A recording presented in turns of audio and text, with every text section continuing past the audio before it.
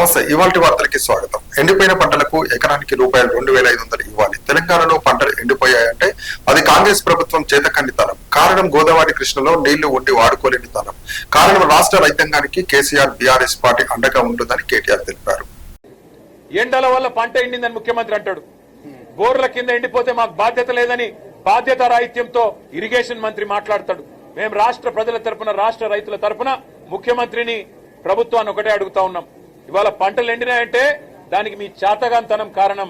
గోదావరిలో నీళ్లుండి, కృష్ణల నీళ్లుండి వాడుకోలేని తెలివి తక్కువతనం కారణం. చెరువులు నింపలేని తెలివి తక్కువతనం. పంప్ హౌజ్లు టైంకి స్టార్ట్ చేయలేని తెలివి తక్కువతనం. బరాజ్ ఏమన్నా చిన్న ప్రాబ్లం ఉంటే రిపేర్ చేసి నీళ్లు తీసుకోవాలనే సోయిలేనితనంతోనే ఈ ప్రభుత్వానికి ఇవాళ బాధ్యత మరిచింది. అందుకే మేము రాష్ట్ర ప్రజల తరపున అడుగుతా ఉన్నాం.